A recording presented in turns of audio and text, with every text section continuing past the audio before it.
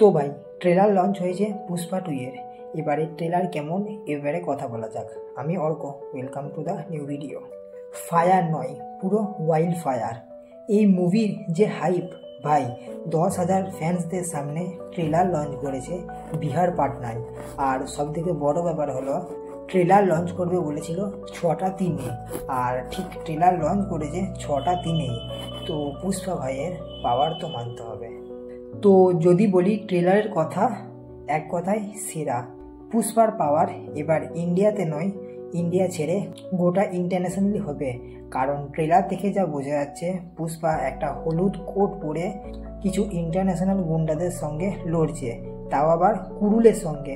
ভালো করে লক্ষ্য করলে দেখা যাবে যে ফ্ল্যাশব্যাকের সাথে এর পার্ট 1-এর কিছু সিনও অ্যাড করা আছে গভীর আঘাতের নামে।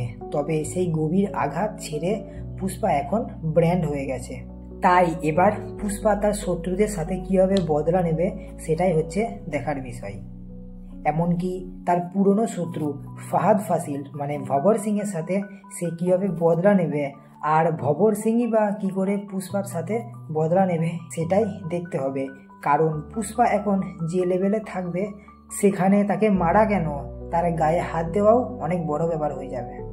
আর এর নাম যেহেতু পুষ্পা দ্য রুল, তাই এখানে সম্ভবত পুষ্পার রুলটাকেই দেখাবে। বাকি মুভি তো ফুল মাস মশলা টাইপের। আর একেই এর পার্ট 1-কে যেভাবে মানুষে মাথায় তুলে রেখেছে, তাতে কোনো সন্দেহই হয় না যে এর পার্ট 2 আরামসে থিয়েটারে 1000 কোটি ক্রস করে যাবে। আচ্ছা, ট্রেলারে আর একটা জিনিস আমি লক্ষ্য করলাম যে পলিটিশিয়ান যখন পুষ্পার ব্যাপারে বলছে যে এর জীবনে কোনো রকম ভয় নেই, তখন একটা সিন দেখানো হচ্ছে পুষ্পার ছোটবেলার, যেখানে পুষ্পার মুখের পাশ দিয়ে একটা বল পেরিয়ে যাচ্ছে, আর সেখানে পুষ্পার কোনো রকম বিন্দুমাত্র রিয়াকশন থাকছে না। তো ভাই এই সিনটা আমার সব থেকে ভালো লেগেছে। ট্রেলার দেখে গুজবাম্পস তো আসছে, মিথ্যে কথা বলবো না। যেহেতু এটা সাউথের মাস মশালা মুভি, তাই এগেনস্ট দ্য গ্র্যাভিটি জাম্প থাকবেই। আর এখানেও বেশ কিছু এরকম জাম্প আছে, তবে এই ট্রেলারে এরকম জাম্পগুলো দেখেও ভালো লাগছে।